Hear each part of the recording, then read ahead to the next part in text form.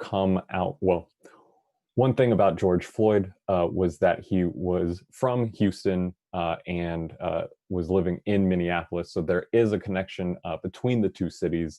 And there have been protests in both cities, but they've kind of taken a different look in both of those cities. And one thing that we've wanted to do is kind of bring people from both Houston and Minneapolis together to kind of talk about those differences, talk about what they've seen, talk about experiences that they've had maybe during the post-Ferguson events that were happening, and then how we move forward from there, and kind of thinking of some things to go forward from there. So that's really what we want to do today. Like I said, we have people from Minneapolis here. We have people who have been participating in the protests here in Houston. And so what we'll be doing first is having about 45 minutes to an hour of panel discussion between the various folks participating. Then we will transition over into a question and answer phase. In that time, you can either ask a question by raising your hand, and we'll kind of acknowledge and bring you on video, or you can ask your question in the chat. Until that point, if you could please both mute yourself and kill your video, just so that we can keep the stream high, or the stream quality high, and just kind of focus on the speakers at this time. But with that said, again, thank you, everybody. If those from Minneapolis, or the speakers from Minneapolis, could introduce themselves, please.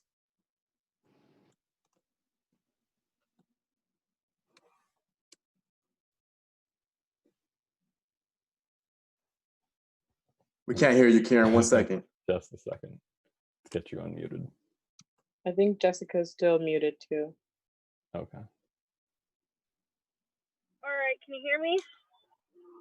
Yes. Yeah, we can hear you. Okay. Hello, my name is Jessica Garraway. I've lived in the Twin Cities since 2016. Throughout the years, I've been very active in police terrorism, resistance to police terrorism, doing media work or going to demonstrations and being a participant. Let's see, I've also been my main work is environmental justice, climate justice work, and the intersection between the destruction of the environment and colonialism is a big focus of mine. I was very active in Standing Rock, both in North Dakota and the larger DAPL movement in Iowa. Let's see, I'm currently unaffiliated with an organization, and I've been active in the uprising for George Floyd, but I'm guessing that I'll be asked more questions. I can go more into depth about that later.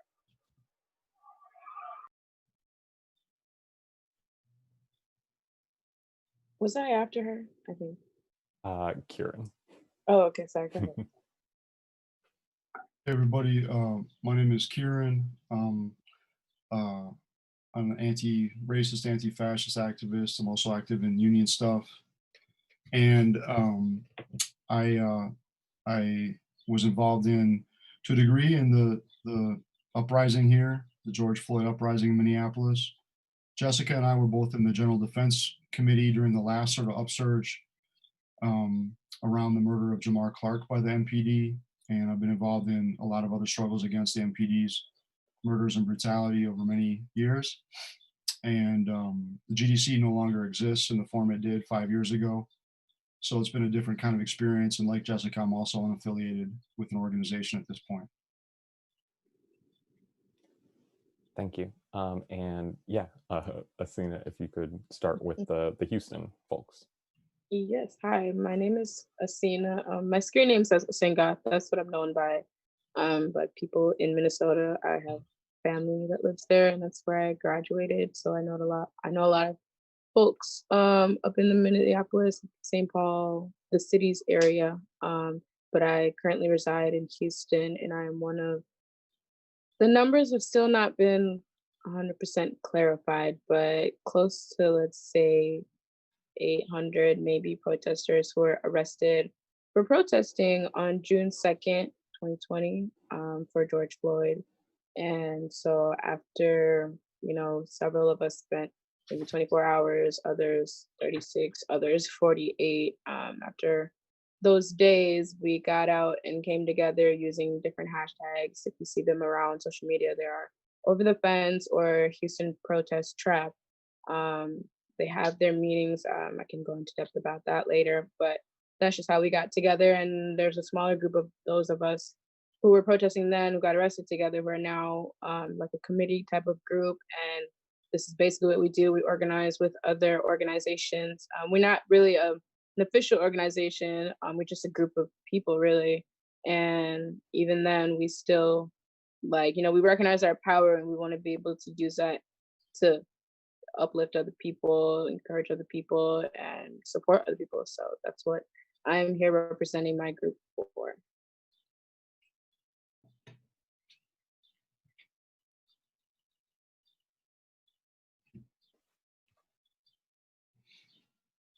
Whoever's next can go. Hi, I'm Zoe, and I'm with Houston Tenants Union. I've been with Houston Tenants Union since its founding, which was last June, I believe, in 2019. A bit about Houston Tenants Union is that we are kind of an organization of, we are an organization of tenants that organize around tenants issues, empowering tenants themselves to be in the fight to kind of take back power from landlords around situations like number of things, just exploitation by landlord, like lack of repairs or, stolen deposits.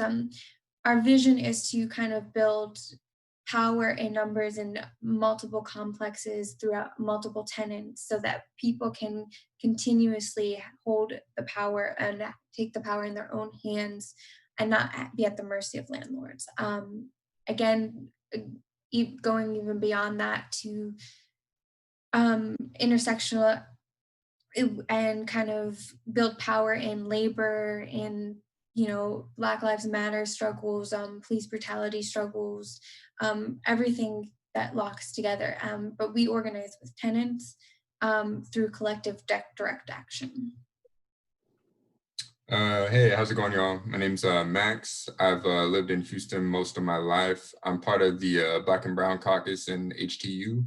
I've been doing tenant organizing for the most part, last 2 years. And yeah, that's pretty much it. What's good, y'all? My name is Camilo. Born and raised in Houston, been involved in a number of different organizing projects around immigration, police brutality, some anti-fascist work, tenant organizing. And in 2014 is when my police brutality work really kind of picked up with the Ferguson moment. I was in a crew here in Houston called Out of the Flames of Ferguson along with Enzo. And now I'm doing Houston Tenant Union work. I'm in the Southwest Houston local / A-Leaf local. So yeah. And Enzo, you didn't kind of introduce yourself. I forgot. I realized that actually. Thank you. My name is Enzo. I am currently in Seattle. However, I was previously in Houston. Like Camilo said, I did anti-police brutality work out of kind of the Black Lives Matter movement and the post-Ferguson movement in a group called Out of the Flames of Ferguson. And with that, yeah, let's kind of jump into it, guys, if we can. So we know that George Floyd has unique links to both Houston and Minneapolis. And we also know that both cities have had very different reactions, very different protests to come out of those. Can you all talk about why there's that difference and what differences you've seen?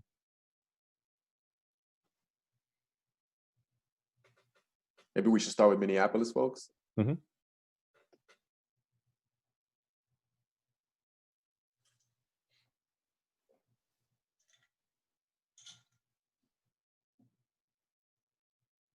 Either Jessica or Kieran. Oh, I think Jessica is muted again. I don't think she knew that we were supposed to stay on unmute. Yeah, I mean, to be honest, I'm not very familiar with what went down, how it's been going down in Houston. So maybe it'd be better for someone in Houston to give that overview, and then we can give our commentary.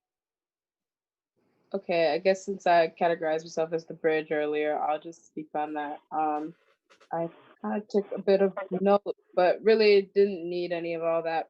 The way I differentiate Houston and Minneapolis is even the way it's described. Minneapolis is described as riots.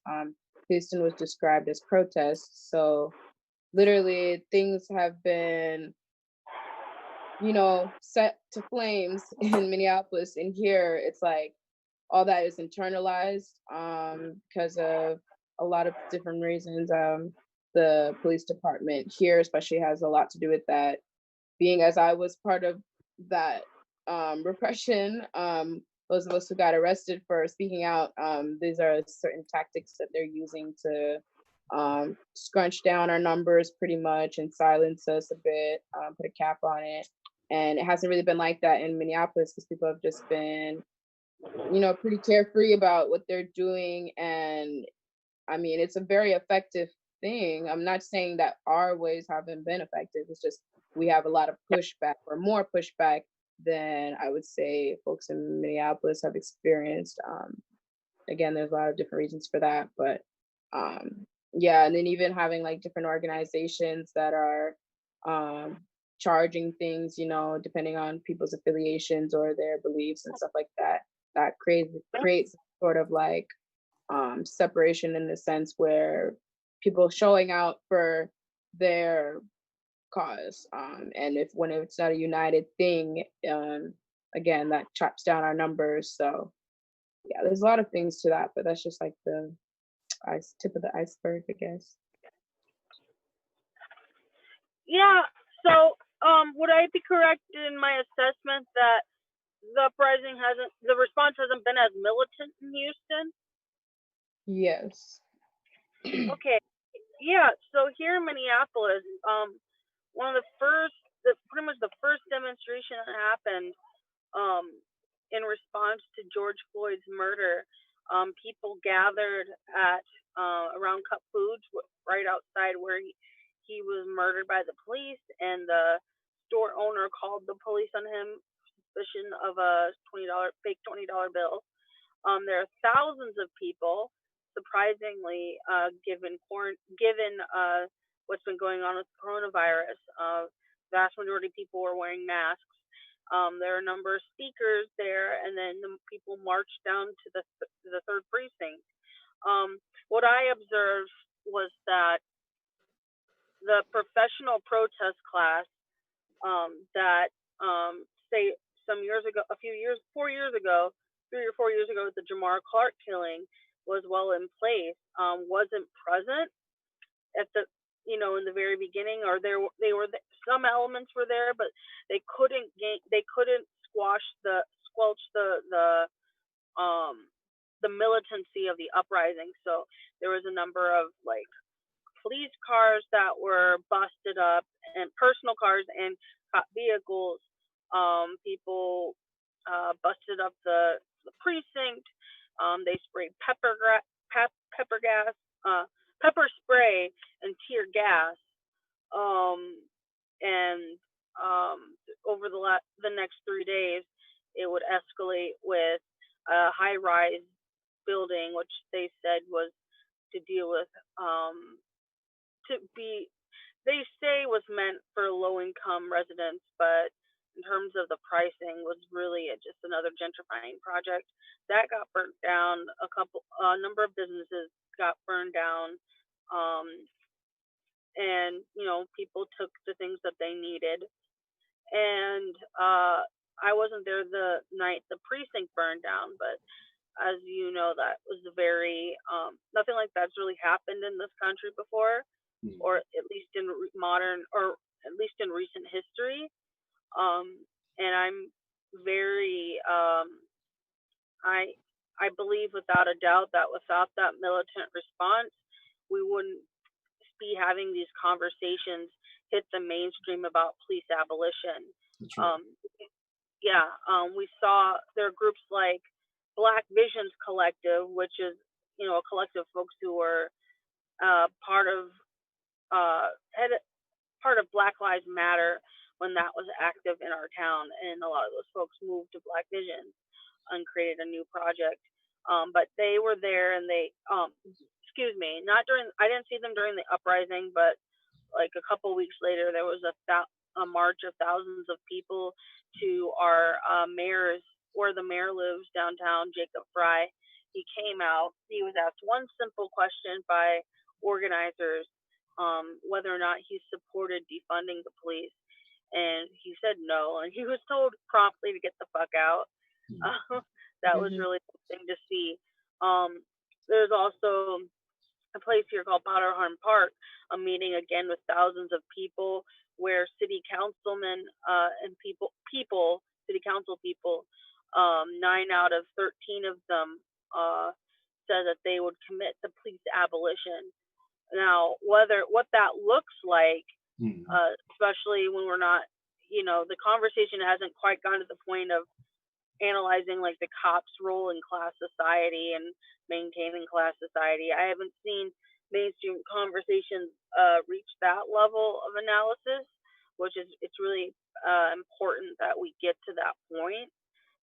But I think it's definitely you know, it's a great thing that we're in a victory in a sense that this is like a mainstream thing that we're talking about, and people are questioning the role of the police within society and questioning ways in which we keep one another safe and taken care of.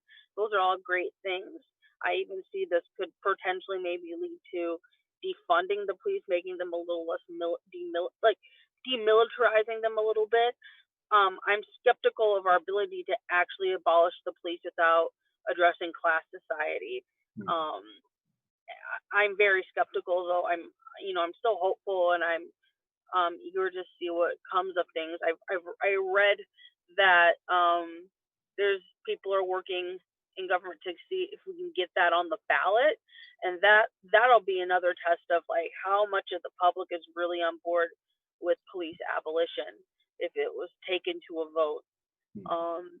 And I don't know what that would look like, so that remains to be seen. I wanted to ask, when you asked your question about was militarization, you were referring to the police department? Jessica? When I said I think this movement could lead to demilitarizing the police. No, I meant before, when you asked me your question before you went in. No. What I meant was the uprising, the militancy, not the militarized, but militancy of the people.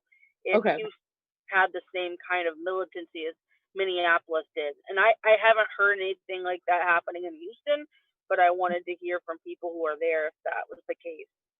Right. I mean, I've spoken with a couple, like, let's say Black Panther members, or I don't know what this one guy who I met somewhere was, but there are people of that nature who are out and about. But like I said, when they go arresting us, you know, for trying to protest or say what we want to say, or being silenced by the cops in one form or another, like, it does its job for the most part. And so that's part of the problem that we've been facing down here. So I think we were trying to follow in your guys' lead, Minneapolis, I mean, but it's almost like the police department here was prepared, seeing what occurred there. And so it left little room for us to carry out what it was that maybe some people had in mind, you know, for example, like setting things on fire. Like I remember the day we got arrested, one of the first places I ended up going to was headquarters for the police department here in Houston, and they had a barricade of cops all the way around the block or the building, because it seemed like they assumed that that's what we were there for, was to light the building on fire, but really people were just there talking to them.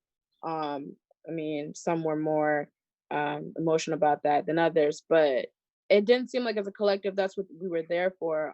We just wanted justice, like, which is what all of us do, but a lot of us go about it in different ways. But they almost assumed like all of us here in Houston were on that same note. I can't speak on numbers, vice versa, of like which would be leaning more this way or the other, but yeah, it's just been a lot of pushback on that. So Yeah.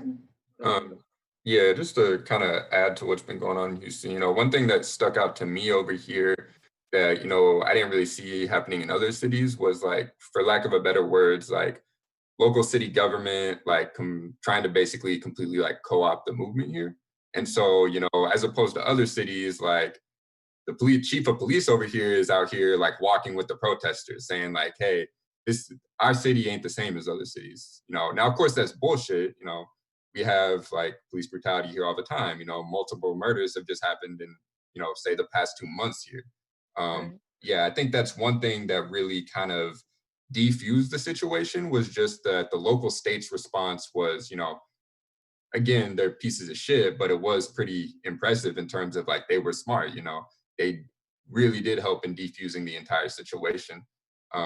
Another thing to add is that, you know, here as opposed to other cities, you know, there is really like, there are a lot of, you know, peace police at these different kind of protests that come in and they're like, no, we need to be peaceful, we need to chill.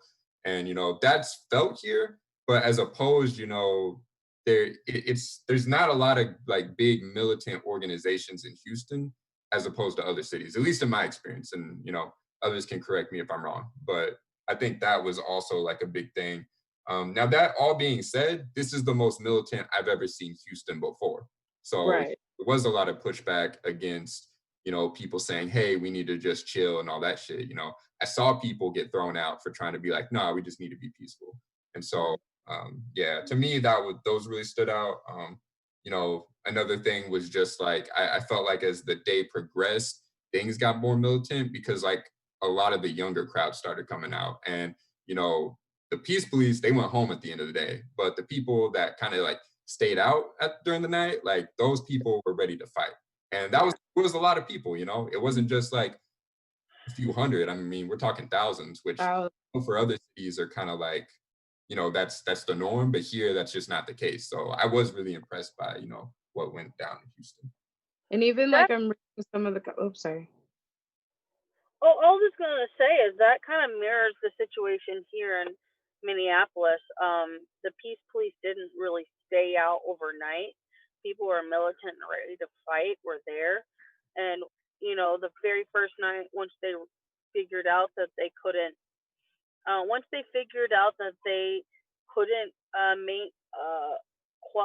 squash the militancy, they left. And there was kind of like a mutual respect. In some ways, maybe I don't know if this is the best way to phrase it, but almost a mutual respect where people are more militant, were doing stuff by like the precinct, and then people who wanted to have more of a memorial by Cup Foods where Floyd was killed, they took up that space. It's a great example of a, you know, respect for tactics in time space situation.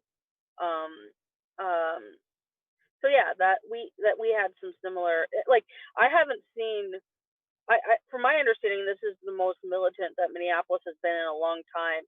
I think Kieran could probably, as a longtime resident, could speak more to that than I can. But we had like with Jamar Clark, there was somewhat of a mini uprising that happened, but it was not like what we've seen here and throughout the month. The thing I was gonna say was I was part of the group that was arrested on June 2nd, but that wasn't the first protest here. The first one was Friday on the 29th. So that's where it was the biggest uproar, and it literally just diminished slowly by then because of the way that they were responding.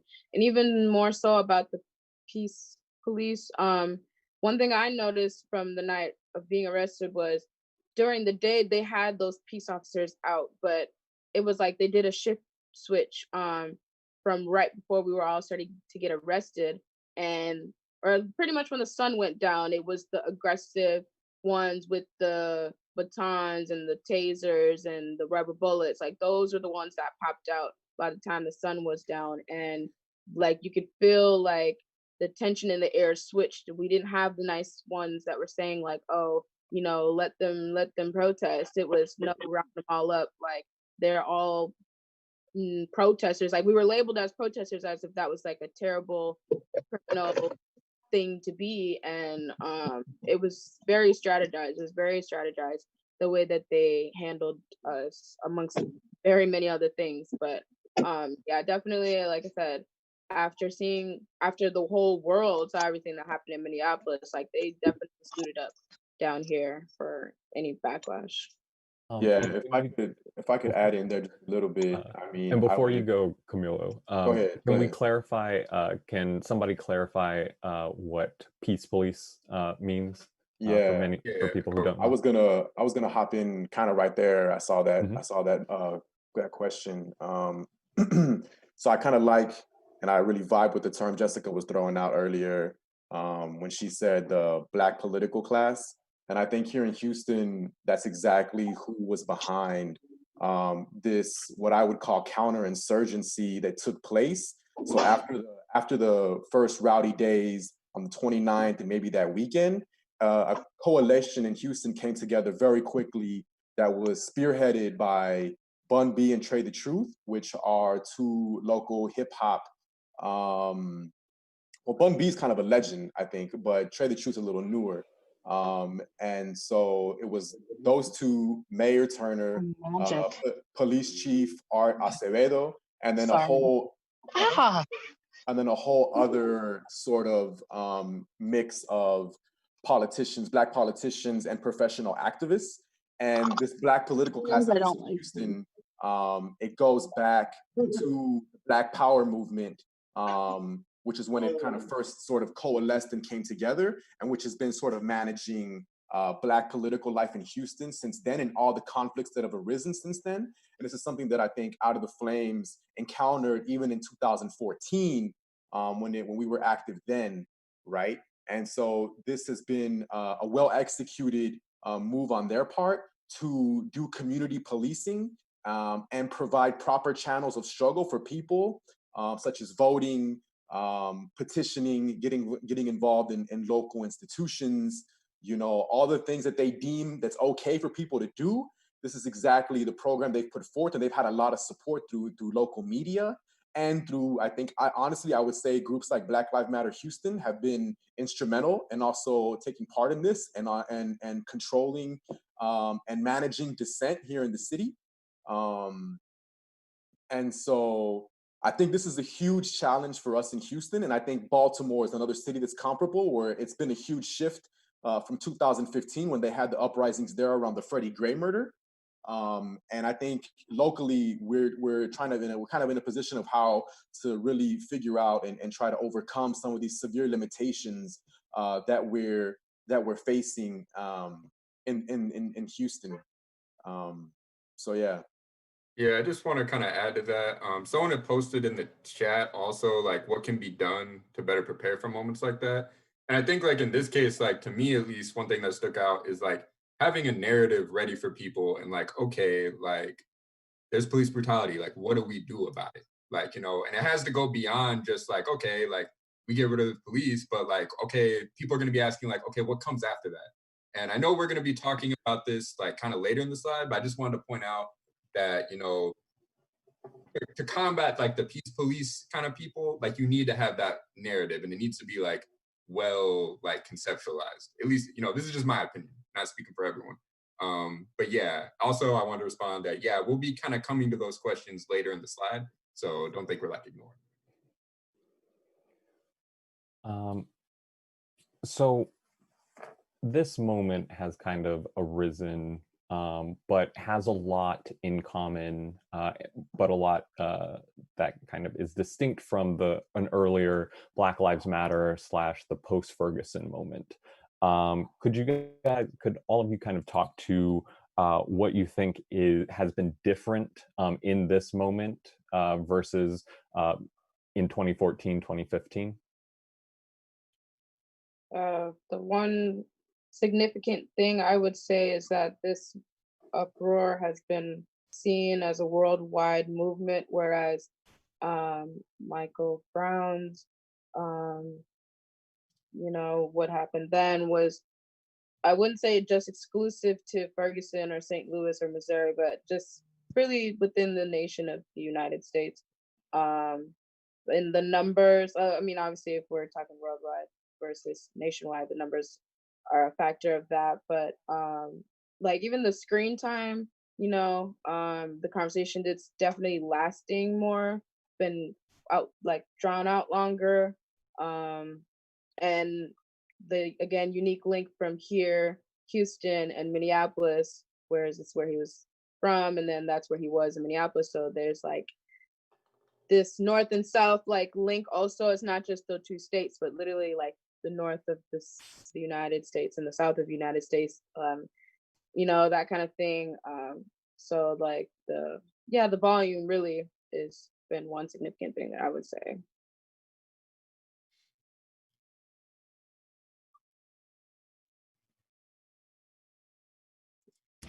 I can maybe say a couple things. It seems to me that the things that were unique about this moment were, it's been touched on before, but I think that the weakness of organization in the working class, and by that I mean that the traditional organizations that have been used to sort of contain and control and co-opt the working class in Minnesota, at least, do not have a substantial base, do not command a lot of respect, and aren't able to sort of control things. The flip side of that is that none of the radical organizations either have a substantial base. And so what it did was it meant that there was space for a spontaneous rebellion to emerge, after sort of this graphic lynching is put in everyone's face. And it's a community that's gone through, like Jessica described, a mini uprising, 5 years prior and 4 years again then after Philando Castile. So you have a group of people that have some experience or some knowledge of rebelling, and you have no serious organization from the unions or the churches or the gangs that can contain people. And then I think the COVID thing was another factor. People have been sort of penned up, possibly out of work, frustrated and bored and poor, broke. And all of those things factored in a big way to make the uprising what it was. I have a few other points about the counterinsurgency, because Camilo mentioned that. And I think one of the factors that we were kind of somewhat unprepared for, tried to react to on social media, was the way in which because the Democrats control, unlike Texas, the Democrats control Minnesota. The Republicans have one of the two houses in the state government, but the city is, no Republican can get elected in anything in the city. The state is run by a Democratic Party that's actually the Democratic Farmer Labor Party. So it's a left-wing version of the Democratic Party. And so when they trying to contain and co-opt things, they can't just sort of use the old white supremacist rhetoric, because that won't work. And so the way that they attacked the rebellion and the uprising was to try and claim it was being done by outsiders and even by white supremacists. So there was this whole line of attack that there was white supremacists that were hijacking the uprising. It was kind of shocking to hear, because as somebody who's fought against the white supremacists for decades, we try and stay on top of this kind of thing. And obviously these people haven't done shit about white supremacists ever in their lives or careers. And they're trying to use that. And it was quite effective, actually. I think because there were people in the middle classes, but also in the working classes, who were a little freaked out by the ferocity of the uprising, by the fires, and fire can be a scary thing. If it's a block away from your house, it can be a scary thing.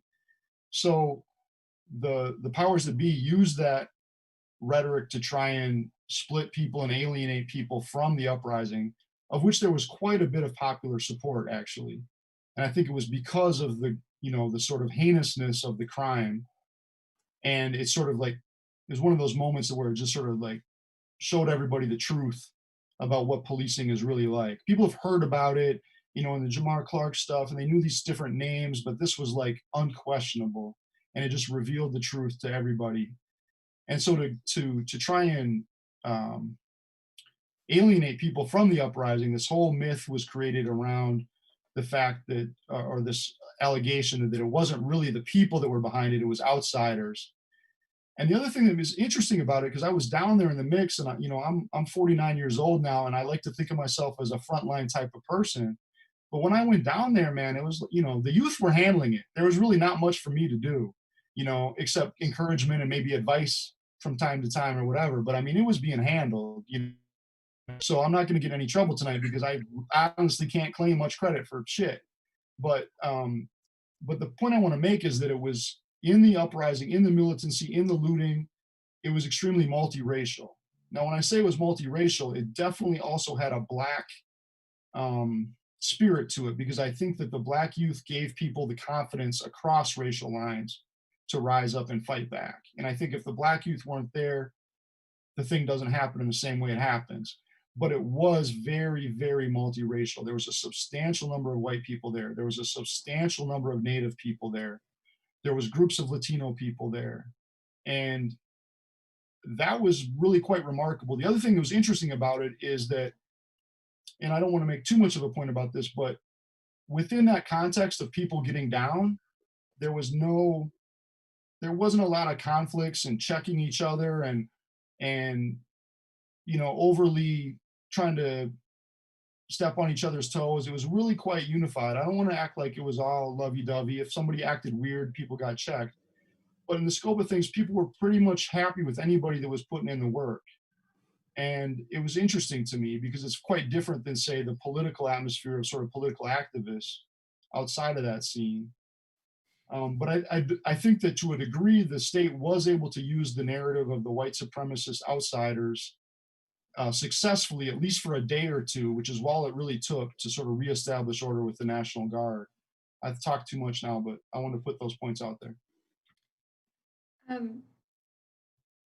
I want to just kind of say that I think that in Houston as well, that kind of narrative of these outsiders or white actors kind of pushing forth, they're the bad protesters, was really pushed forth. I mean, I think a lot of Houston is, like most Texas cities, Democratic, and it's one of the most, it is the most diverse city in the US, and that kind of narrative of, the chief of police being like, well, we're the most diverse police force and we have the most diverse city council, and that kind of narrative of Houston is not like other cities because we're already diverse and we're ahead of that. And these are bad protesters where they're not the peaceful actors, kind of push forth, crushing also that militancy that you saw that very first day on May 29th when we were out there. Yes, it was multiracial, but Black and brown youths were at the front, and they were militant, and they were rightfully like angry, and everyone was down with each other and everyone was down with it. And then the next day and over the next course of a few days, you saw that like narrative from the chief of police coming in and, pushing that was bad protesters. That happened here in Houston, like really bad as well. The thing I wanted to relate to, well, it does relate to me in the sense of like having a diverse, let's say, city. What I'm relating it to would be like my high school where I graduated from. Of all the other high schools in our town or city, whatever you want to call it, it was the most diverse. So people knew that we had the most like numbers of, minorities, I guess. So, but the thing about that is anytime anything bad happened, it was blamed on us minorities because that's what the majority was. So then they just assumed that that's how things went. And that's the same exact picture that was kind of painted here. That, because it was more of us leading the way or whatever like that we were responsible for everything. But I've seen quite a lot of videos where even when it was the looting, when it was happening, that you didn't see too many Black and brown people going in and out those stores. Like, if anything, they were the ones telling people like, hey, this is not what we came for. Like, at least that's what I saw. So as much as like, yeah, being diverse is great, that's not the only thing. Like you have to do something with that diversity and actually include everybody, but not in a negative way where you're using it to your advantage to like paint somebody in a bad picture, you know, like it has to be true and honest, true and honesty, which those of us who know Acevedo by now know that that's not who he is. So like you just kind of have to be aware of these kind of things. But yeah, that's the only thing I wanted to say about that. Yeah. One thing I kind of like, I think you kind of touched on, Kieran, was this interesting thing of like this new kind of changing of consciousness that I feel like's been kind of happening like really like everywhere, you know, and, you know, for just saying this, you know, this is anecdotal, but like I work in the oil field, like it's conservative as fuck. But even like some of like the white people who I thought I would never hear this from are like, yeah, man, like fuck the cops. And like it's like a complete like 180 in the matter of like a night. Like to me, that really just stands out. Like, you know, what does that mean? And then like also like how do we fit that into like a strategy, tactic, stuff like that? One thing I thought was really interesting. I don't know if it necessarily like means a lot, but I've never seen anything like that in my life. Yeah, I also can't really compare it to Ferguson because when all that shit was happening, I was still in fucking high school. So I was in high school during like Ferguson too, but I do think this moment is different where like what I remember from like 2015, 2016, like Black Lives Matter was still this very like diversive issue and it was controversial. Of course, now it's kind of like you're either anti-racist or you're racist and like you got to get with it. And there is this like class consciousness that is developing even beyond that of like, and I think it is developing from like the accumulation of things like you have COVID-19 and people are cooped up. You kind of touched on that, Kieran. You have mass unemployment. People are getting evicted during a pandemic. There's a lot of like injustices that aren't just from police brutality that are affecting the Black and brown communities and working class people and is coming to complete fruition. And so it's changing like consciousness in people. Yeah. I just wanted to add two quick things. One, I think Houston's multicultural composition is something like a lot of the liberal politicians love to hone in on here. They love to be like, oh, look at Houston. You know, we're so multiracial. We all get along. It's all kumbaya here. Meanwhile, we have a multiracial police force of Black and Latino people and others killing Black and Latino working class Houstonians, you know? And this multiracial composition is something that Acevedo used as a political pivot to be like, yo, Houston's not like those other cities, you know? Right now, like we know what it's like to be immigrants. We know what it's like, you know, to be Black people who are brutalized by the police. And right now, what we need to fight against is Trump, and we need to fight against, you know, the right wing. We need to fight against racist white people, right? Meanwhile, none of his hypocrisy was called out to the recent 6 police murders that happened here in the city, like 6 weeks ago, in a matter of 6 weeks. That that took place. And the second thing is, I want to push back a little bit against the whole rioting thing and the looting specifically, excuse me, being like mainly white people out there looting. Like from what I saw, all the looting was multiracial. All the looting was led by like majority Black and brown people, you know. And I think this is part of the counterinsurgent narrative, especially in Houston, that it's all like these white folks doing shady ass shit out there breaking stuff. I think that's false, you know. I think we have to be super careful with that. And I think if we look in Atlanta right now, Atlanta is a really good example, because when they were burning down that Wendy's in response to the Rayshard Brooks thing, everyone honed in on this white girl that was out there helping to burn shit down. And that white girl happened to be Rayshard Brooks' girlfriend. So people were out there snitching others out, and homegirl was his girlfriend, you know, and she was like out there, you know, mourning and enraged and everything like everyone else. But because she was white, she got snitched out, and now she's looking at some hefty ass charges. So I think we got to be real careful about this thing about looting and rioting is only white people that's doing that shit, you know. Well, it's also because like it diminishes our own rage and our own outrage over this issue. Here in Houston, I think 2 or 3 of the victims were Latino, you know, and so like they're out here murdering us, and I don't think we need to be diminishing our own rage and like how upset we are over this bullshit. And with that said, do you all feel that the kind of counterinsurgency narrative has been able to take hold in your cities? I think it's honestly like, it's a little bit hard to say.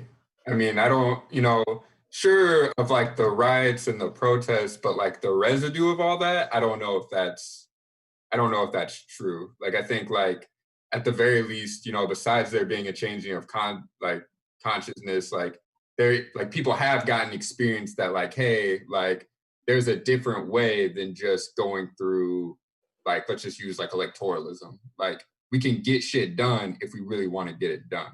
I think in terms of counterinsurgency, like, yeah, the giant fire got kind of like put out, but there's still fucking cinders under that. And we can still use that, I honestly think like one question I have is like, yeah, we saw like a counterinsurgency, but like, what is the reaction going to be coming up? Because there has to be a wave of reaction. Like, that's my question.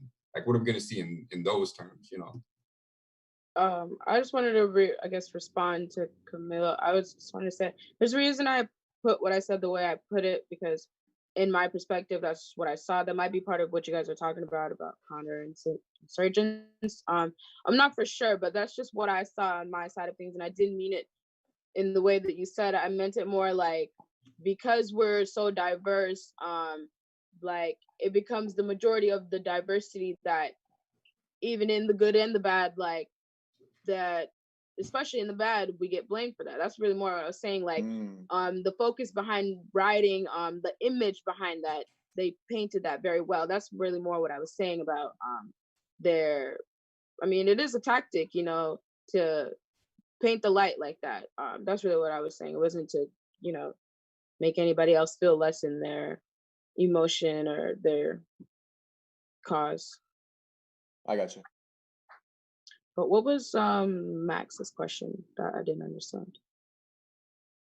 If he knows already. What's going to be the response? We've seen this counterinsurgency Houston kind of diminish that initial fire in the. What is going to be the response, going forward? Personally, I think after there are no reforms, and they're not going to be, Mayor Turner just voted to increase the police budget. And once you have mass evictions, more unemployment, I feel like the militancy is only going to grow, or the consciousness is only going to grow, especially if you or Houston groups are going out there. Houston militant groups, tenant unions, labor unions are going out there, building community and kind of having these conversations with people, having spaces where people can think about this and kind of get answers on what to do with their anger and like why it is. I think Jessica is wanting to be unmuted. It's Rudy.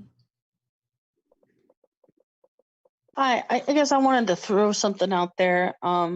There's been, a question of it's like Kieran said, the organization we used to be part of for some years, the General Defense Committee at the IWW, has in the Twin Cities since dissolved, and even the Black Lives Matter as an organization does not really exist in the Twin Cities anymore.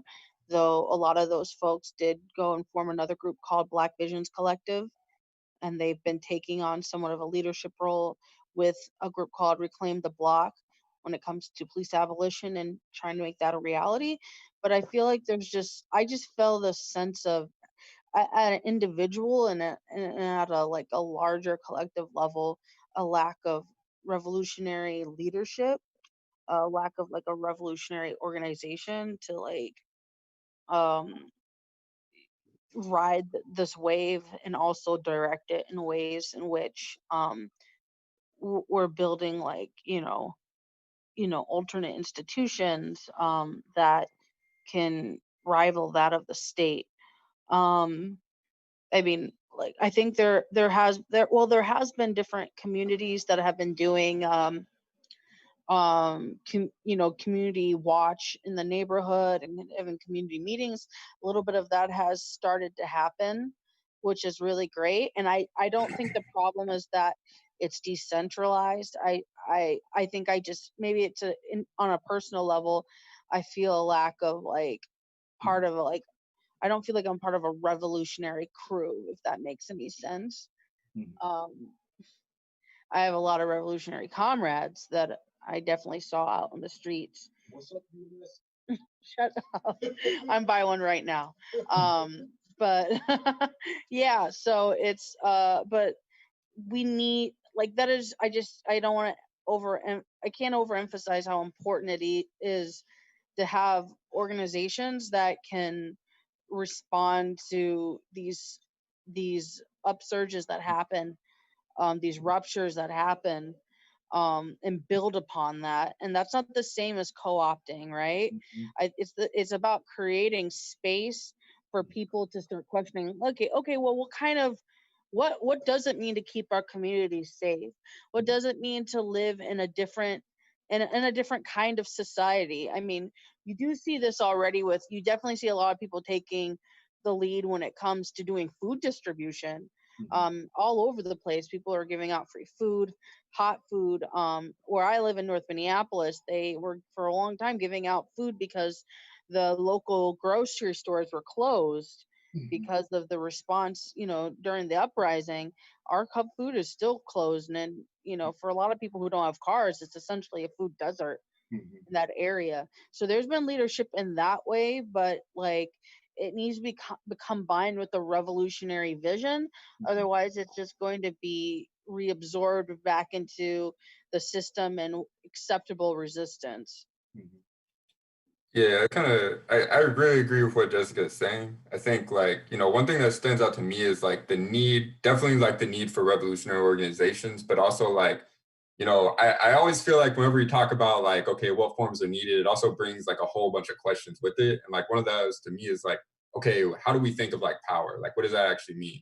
Like, at least, again, this is just me speaking for myself. It's always been like, okay, like, who makes the decisions around here? Like who wears the fucking pants? And like that's why I think like we need to be making organizations that don't just like aid us when we need it in terms of just like, regular health and stuff like that, but can like actually challenge local, state, government, whatever you want to call it, and like take power into our own hands. Like, and to me, power is just getting to choose your own like destiny, getting to choose your own future. And like I think the main thing like we should be fighting for right now, like the kind of organizations we should be fighting for, are organizations that can ultimately like not just challenge like police brutality, but challenge like problems in labor, tenant struggles, gender issues, like all these different things need to be combated, and they're all intersectional in one way or another.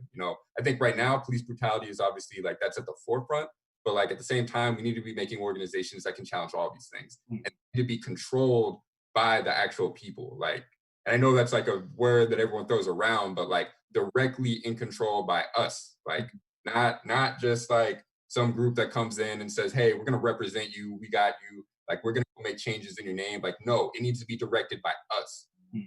Yeah, sorry, kind of went on a rant there, but no, I was going to say about what you're saying. The thing about what I know to be a revolutionary and how I see it is that part of a revolutionary is revolutionizing your own mind.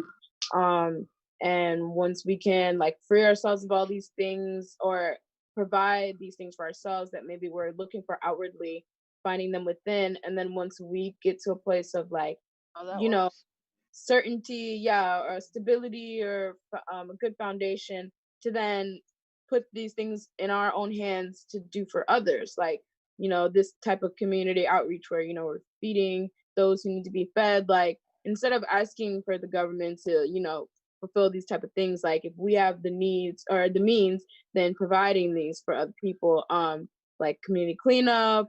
And like even for me, like when I was in jail, there was like people who were doing jail support. I didn't even know them, but they had people who were set up ready to support us in that sense. And if they weren't there, there wouldn't have been anybody else who I would have had personally who could have did that for me. So of course, knowing who is in charge and like finding out ways that we can maneuver there, but not relying on all of that at the same time, because if we really are coming for the system, then shoot, we better have our own ideas about how we're going to go about what we want to go about in an effective way.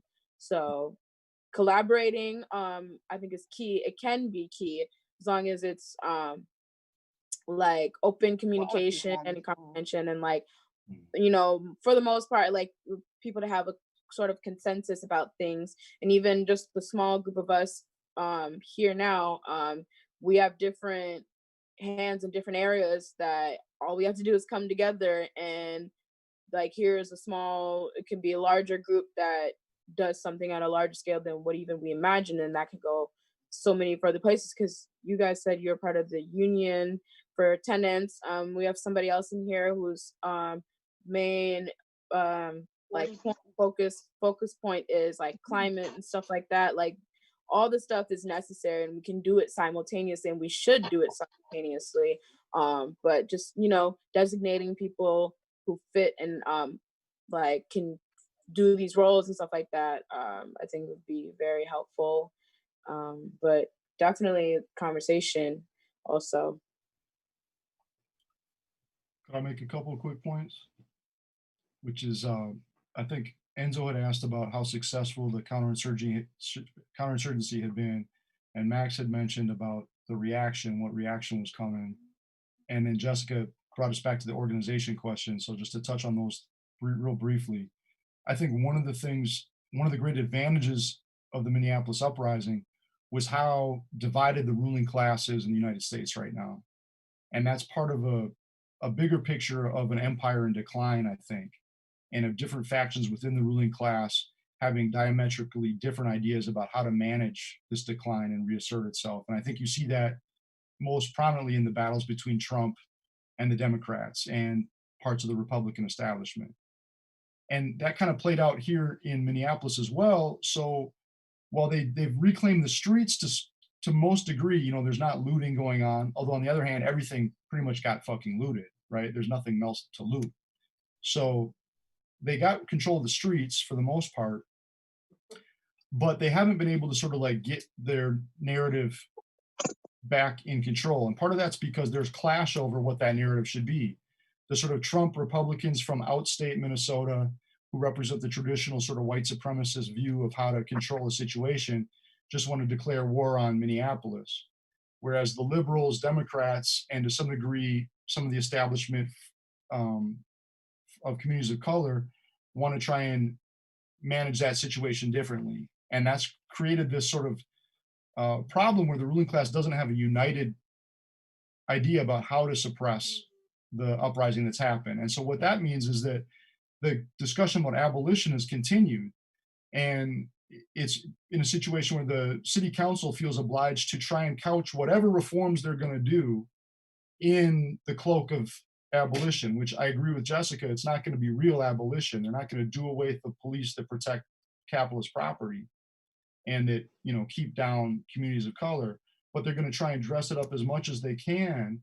And that's to some degree a result of the strength of the uprising, you know, that they have to sort of couch things in those terms. And it's sort of unbelievable to me that you have a situation where the city council voted unanimously 2 days ago to basically do away with the MPD in a year. Now, there's all these caveats to it that are, you know, the fine print, but still the fact that the ruling class even has to do that.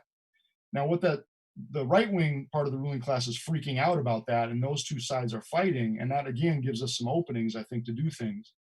And I think that brings us back to Jessica's question about the organization, because I didn't want to like say it was a great thing we didn't have an organization, because 5 years ago during Jamar Clark and 4 years ago during Philando Castile, Jessica and I and a number of other militants had built a multiracial working class organization that we were pretty proud of. I think we were trumpeting ourselves a little bit even. And I think we did do a bunch of really good stuff, and also showed a path for, you know, this is what community self-defense, working class self-defense looks like.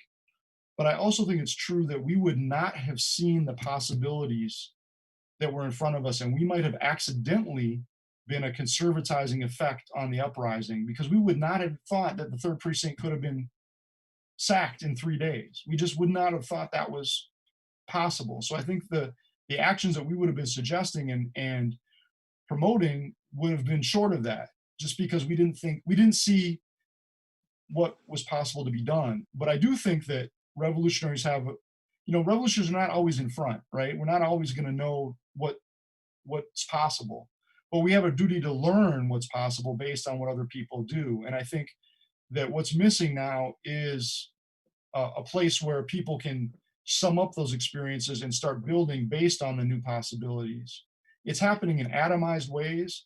There's these different self-defense projects that are going on in different parts of the city in Minneapolis. There's all these sort of mutual aid groups that have sprung up.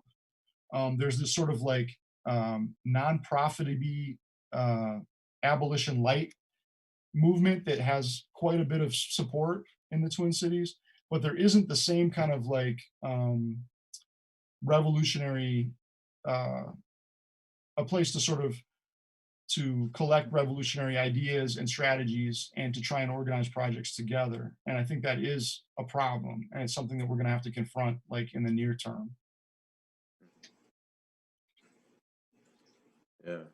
Yeah, there was a question in the chat. I don't know if we want to take that now or wait till later. Well, Maybe actually, yeah, go ahead. Go ahead. No, go ahead, man. Oh, I was going to say, if the presenters wanted to have a few last comments on just kind of where we go from here, and then we can move into starting to take some questions from the chat. Yeah, I wanted to share just a couple thoughts myself, unless you were going to, did you say something, Zoe? No. Oh, okay, my bad, I'm sorry. So I think here in Texas, in terms of how like the ruling class responded was in two different ways. I think locally in like the liberal cities, like in the conversation of people from like San Antonio or Dallas want to chime in and say that I'm wrong, like I'm open to that for sure. But I think here in the liberal cities like Houston, Dallas, San Antonio, I felt like the mood or the vibe was from the state government, which is Republican controlled. I feel like the vibe was, if y'all, everything is all good as long as y'all keep this shit, in check, right? Like after the first week or so, like Texas activated the National Guard pretty quickly. Like it was activated after all the big like record-breaking numbers and protests. But I feel like these different establishments in the liberal cities were able to keep things under wraps, and I'm sure the counterinsurgency approach looked different in San Antonio compared to Houston and Dallas, et cetera. But I feel like if shit would have got under, if shit would have broke loose, then the Republicans here in the state would have like flexed real hard on the liberal cities in terms of cracking down. And then I know in terms of organization, I feel like we need like a number of different approaches to it. Like I think revolution organization is definitely one component of it that we're lacking in Houston. And I think that, in terms of what in terms of what Max was saying, my bad, in terms of what Max was saying, like we do need organizations that take up different areas of struggle.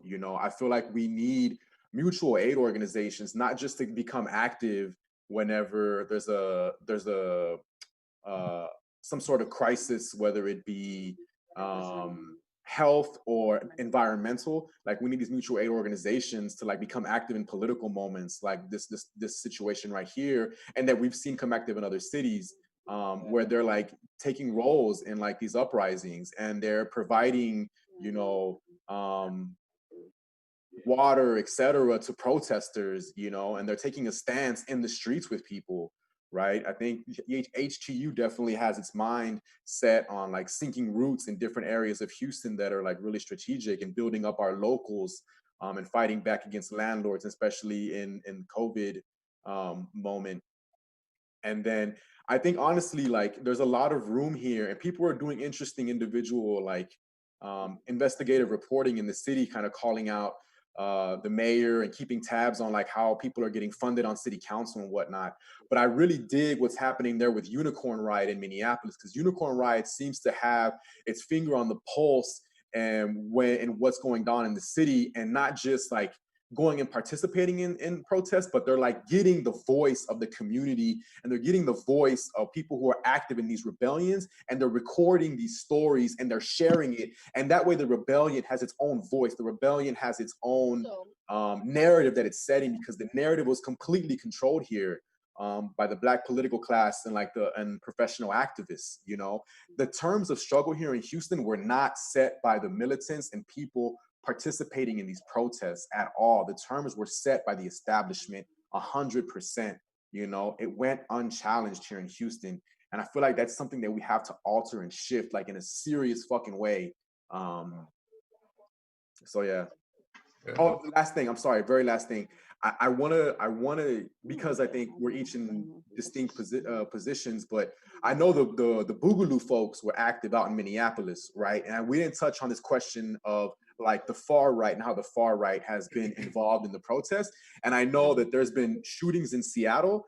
There's been 2 shootings in Seattle, one in the CHOP or the Chaz. There's been, there was one where the dude like ran through the line of protesters in Seattle. And then when the crowd attacked that dude, the dude got out of his car and shot a protester. And the dude who shot that protester, I think, got off for the most part. I think he had ties with the local police there in Seattle. I know here in Houston, on the very first weekend, there was some counter protesters at the event, and there were Blue Lives folks. And when the crowd approached these folks and were like, "Yo, what y'all doing? You know, like, get the fuck out of here." One of these dudes pulled a knife out on the crowd, and there's Twitter footage of this shit. And the cops moved in quickly, and they took him out of there.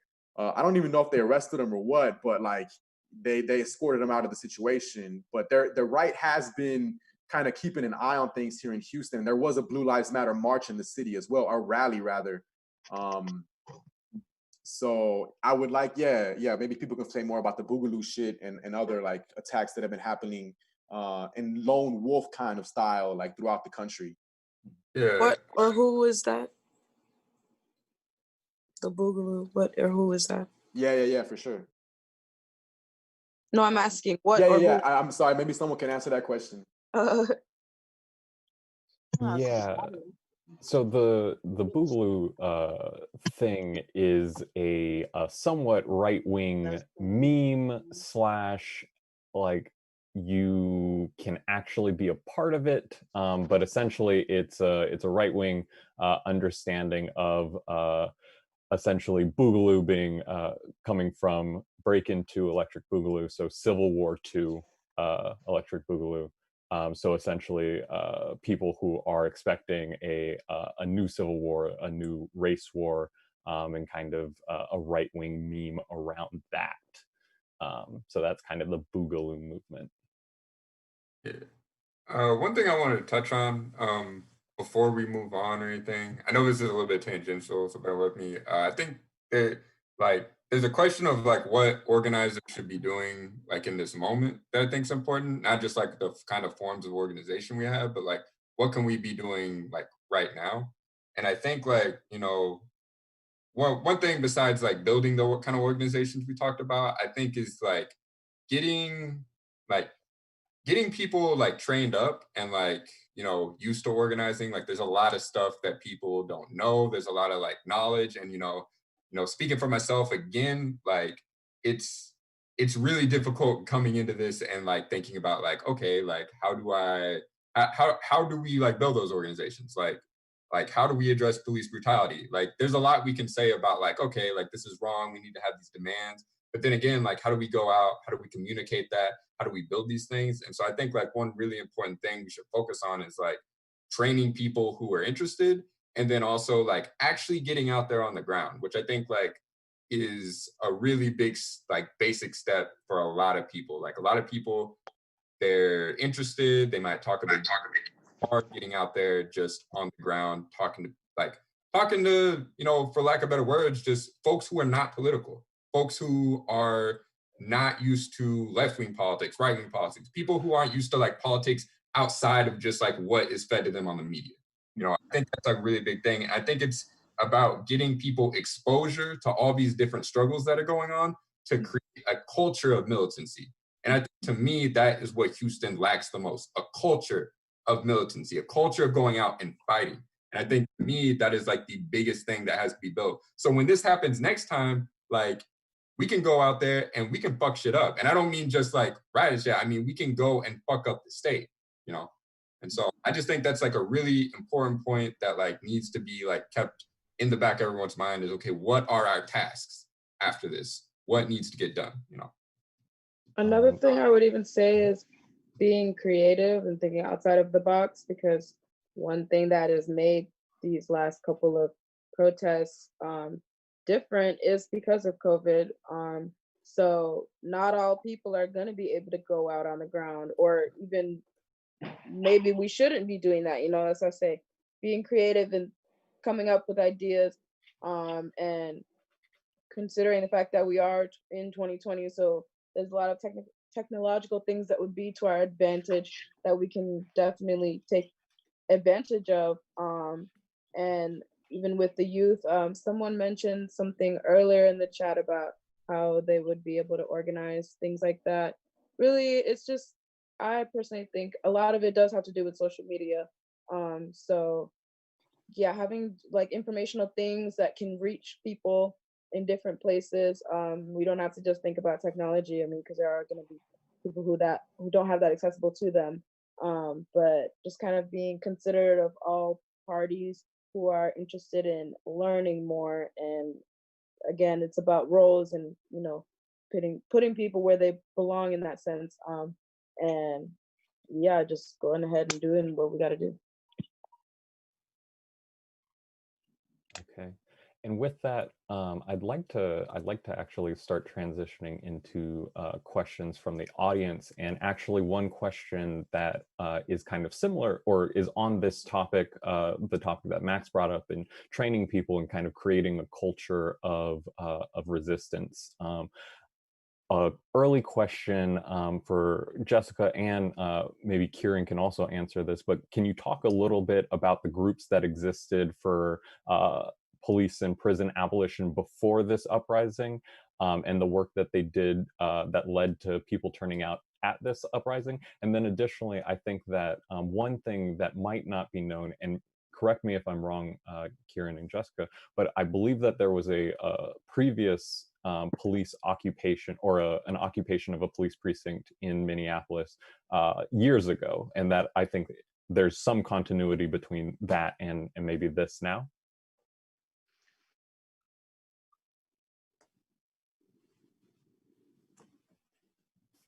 And somebody might need to unmute Jessica again.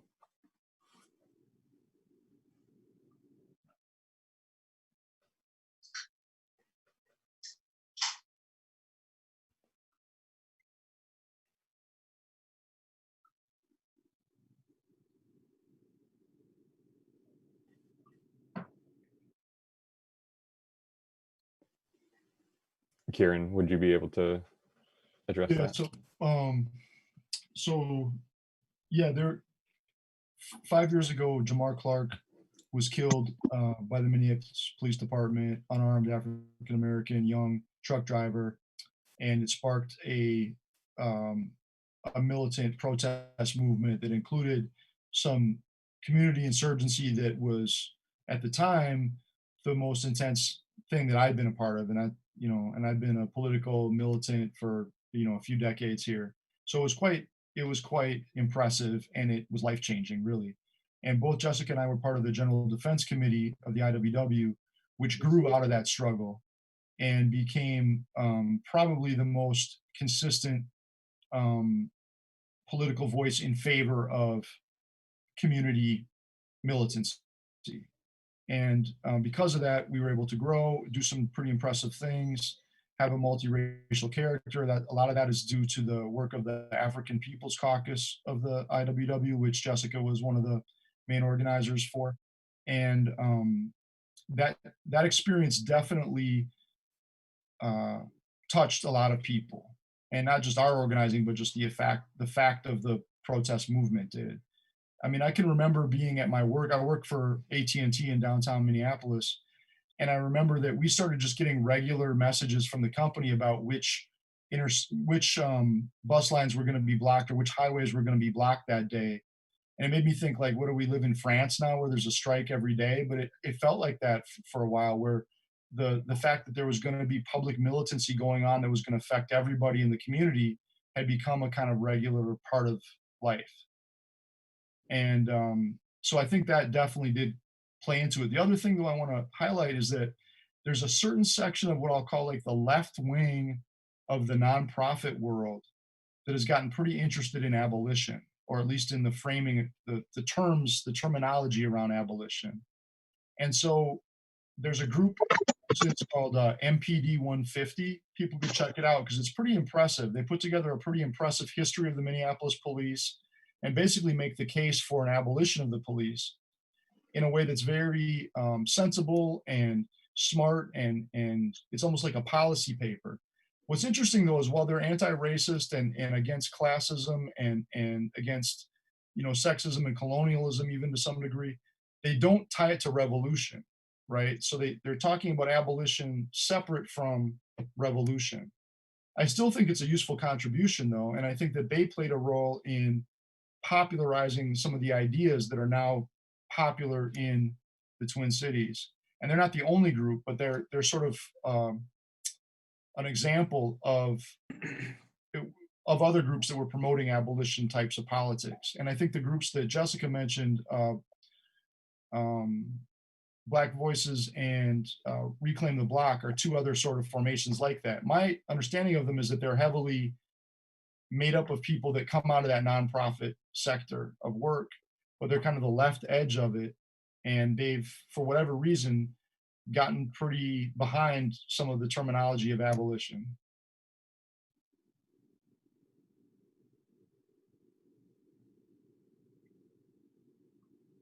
Can you repeat the question again that you posed? Yeah, definitely. Can you talk a little bit about the groups that existed for abolition prior to the uprising and the work that they did that led to people turning out? And then additionally, just maybe some talk about what happened in the kind of uprisings that happened around the Jamar Clark shooting. Right. I mean, Kieran did a very good job addressing that question. As he stated, we were both part of an organization called the General Defense Committee of the IWW. I was a member of the African People's Caucus. And just to speak a bit about APC, it was a group for Black anti-capitalist militants, and it was also a space for us to study about Black militant resistance in the workplace and outside of the workplace. So I would say the GDC provided a really important place. Like for me, I know, like, I am a better, I'm better at what I do in my understandings because of my time within the GDC. Like, I benefited greatly from that work, from being in that organization and doing that work. And I do feel also like a lack of space to develop people as militants, which is really important.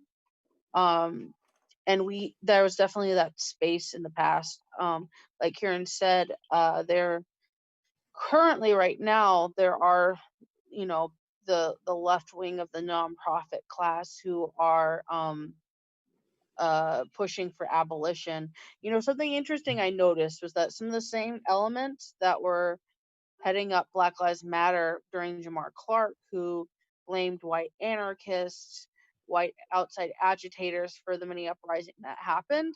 This time around, I think they spoke briefly about, white supremacists coming and, the need for people to be on guard for that, but they didn't do as much. I'm talking about like the nonprofit folks. I didn't hear them do as much red baiting. I think they learned from interactions they had with Black militants that wasn't gonna fly. I feel like the tactic that what they're doing now is they're downplaying it by not even talking about the militant elements that have made their the platform they've been given possible. They're not talking about it. And they're I don't hear them decrying it. I don't hear them celebrating it either. And that's somewhat of I feel like more than ever during the George Floyd uprisings, we've had the normalization of militancy. Like, you saw militant actions all across the country, and everyday people understanding that we're not going to achieve justice until those in power are afraid or uncomfortable. And if it means a burned Wendy's or a burned police station, so be it. And I think there are more and more people who are on board with that. I mean, I have a mom was very concerned about people who's not being able to go back to work and all of that stuff with the looting. But she said point blank, I don't really care that they burned a police station. A lot of people are like, I don't care that the police station burned, but why XYZ? And that's still a process to get people to understand it, understand how it's the whole thing. And sometimes, yes, there is collateral damage. But yeah, that's I don't know, that's my assessment of where groups are at, and some of the groups that were around before this uprising that helped to develop working class militants. Another question, and again on similar lines, is and this is for everyone, is there anything that can be done to prepare better for moments like this, or is it more about numbers and spontaneity? I think we have to talk. I just, the role I've been playing has been more of like just being a vocal proponent of militancy. I can't say it enough. That's like, we need to not be afraid to talk about that. We also should be creating our own forms of media, be it podcasts or YouTube channels that can reach large numbers of people and get people on board. So I think that's just a continuous process of work that we have to do. I think for when these things do pop off, like thinking about, okay, so when there's these sorts of uprising, political spaces opened up, new possibilities are on the table, thinking ahead of time, like maybe we should make sure that there are people's assemblies so people can get a chance to, and get a chance to actually like take control over aspects of their lives collectively with others, and figuring out how do we collectively run things. I think we're a long ways from like unions being like a revolutionary force in this country. That's my assessment, but I do think that's really important work to push it in that direction, because imagine if I'm trying to think of, like, I don't know, truckers, they have a union, right? Teamsters, yeah. Because they mostly got busted because they got into the independent contractor shit. Well, what if, okay, let's say truckers had a union. Teamsters. Okay, what if there's like, we're not going to like move anything until there's a conviction or until we get police abolition? Like, it could shut cities down. Yeah, like ILWU. So, and there are groups there are unions that are doing that, but we need more. And so, yeah, that's another assessment. People making those inroads and keep doing that important work that folks are doing. I want to build off of that, because it sounds like you're talking a bit about like capitalistic things or money. I think we have a lot of power behind that and what things we influence. So personally, or at least within our group, we've been trying to focus on only supporting Black and Brown businesses so that we can at least get their economy going, put them in a better position to when, we want to make, I guess you could say, like a big point about something, we can do it with our money in our pockets, because they, that's something that matters to them. So if we use that to our advantage as well, I think we could go really far with that. but that's just something I wanted to throw out there.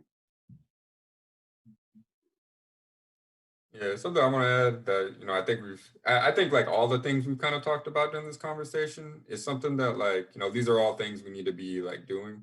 I definitely agree with what's been said, especially from Jessica with the, you know, having those organizations that can be out there. I also think like, yeah, like just having a narrative, I think would be like one of the biggest ones. Just having something to tell people like when they have all these new questions, like, okay, fuck the police.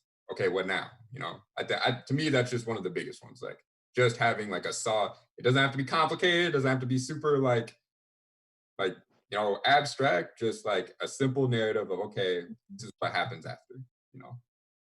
I think those things, the answer is going to vary based off of where people are located, because different states have different rules. So if there's a group of people who can like do the work, or even if they already know what these differences are, they can educate the people. Because I guess when it comes to voting, the only time where really our voting powers make a difference is when it's specific to just your state. So about like who we're electing in or getting out, those kind of things, or understanding like our public school systems, what we can do there about people on the head of boards and all that kind of stuff. Yeah, along those lines.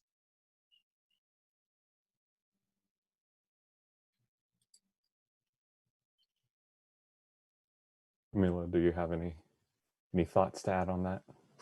Yeah, in terms of what we can do right now. So I think in these moments of upheaval, especially in cities that have experienced the same sort of counterinsurgency that Houston has, I think in the moment there are defensive measures we can take. You know, I think that we have to establish anti-repression committees to really help people, and maybe this is being done already, but to really help people who are being locked up, you know, and to fight the repression from the state in these during these protests. I think we've been touching on like building up a more militant culture of protest in the city. I think that's sorely needed in Houston. I think when these moments happen, people have to go out and cruise, you know, to engage with the most militant sections of these protests and help give them a voice, help give them organization, help give them strategies and tactics, and be having these discussions with people. We have to promote and develop our own slogans, our own chants. You know, all these things I think will go a long way in the moment to countering this counterinsurgency. Even something as simple here, like, I mean, it's crazy that it's still a fucking issue in this city that like cops are allowed in our protests and they're allowed to lead our fucking protests. Like cops in Houston led and organized a police brutality protest here. Like it's insane, you know? Like we're protesting someone like who was like choked to death, you know, and we've had 6 murders in Houston, and so these cops are able to lead protests here, right, and be in our protest areas unbothered, right, hugging people and shit. Like that has to stop. That has to stop immediately. Like there's so many dangerous things about having cops in our spaces in terms of the information they're gathering about people, the pictures they're taking, the footage they're taking, you know, like this is all this all this surveillance is happening in these moments, and that's why we can't have these cops in our protests, right? I think we really have to start pushing back against this outside agitator myth. It's a straight up myth. There was like a Texas Tribune article that kept track of all the numbers of people that were arrested at these protests locally, and the majority, like 90%, were from the city. Like it's ridiculous. It's a straight up myth. There are no, you know, boogeyman like white kids with skateboards or anyone like that coming here from Austin or wherever else like causing havoc. No, like we've been saying, it's Black and brown youth here. And you know, stop like bad mouthing like riots and stuff like that and looting whenever it happens. Like all that does when you speak out against those kinds of things is it weakens, it criminalizes, it demonizes our own movement and communities. Like we got to stop pushing that narrative. And then on the offensive part, I feel like what revolutionary organizations can help with, you know, that we've been talking about is providing theoretical tools and training for people to have a better grasp of the situation that we're in and what's going on, and linking up organizing efforts as well. Like revolutionaries aren't just like armchair people, we're not just there to study, we have to take part in struggle, right? And although HTU is not a revolutionary organization, it has revolutionaries in it, like myself or Max or Zoe, right? And in HTU, people who want to get their hands dirty, people who want to be out there in the community and organizing, yo, please hit us up. That's what you can do right now.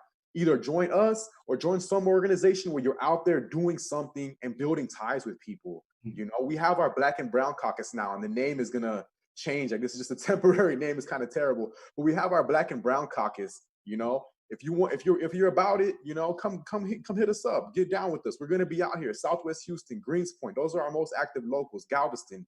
You know what I'm saying? Like, come out here with us, organize, because what we do right now in these lulls, these connections that we make, will go a long way when ruptures happen, and making an impact and pushing things further, pushing the envelope.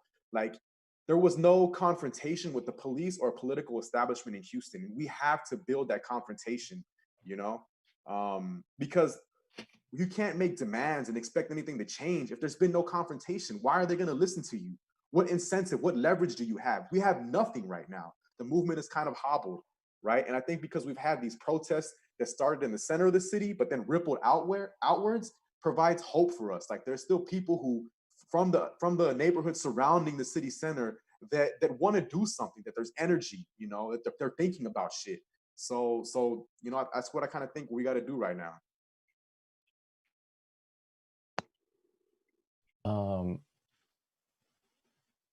Sorry, Houston Tenants Union is the organization that Camilo was just talking about. They are active in Houston. It's a tenant organization. Yeah. Do you guys have a social media to plug? Additionally, as well as you, Asina, do you, and Minneapolis folks, I know you're currently unaffiliated, but do you have social medias or group stuff that you can plug at the moment? Yeah, our group's name on Instagram and Twitter is the Melanin Way with 3 Ys. And then on Facebook, it's spelled with just the 1 Y. And those are all the social medias we have as of right now.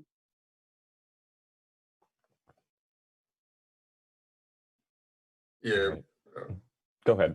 We have a website. We have a website. I mean, we have social media.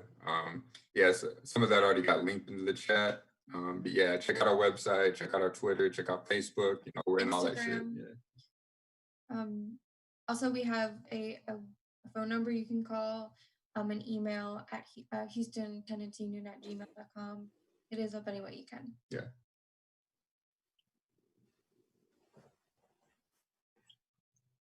Oh, can somebody unmute Jessica, please? Sorry, I keep muting because I'm in a because of where I'm at. I don't want to take away from what people are saying. So if you're interested in, you know, my thoughts and analysis, Jessica Garraway, you can find me on Facebook as Jessica Garraway, Deeply Jessica on Twitter, and Deep Roots Jessica on Instagram. I'll put it in the chat as well.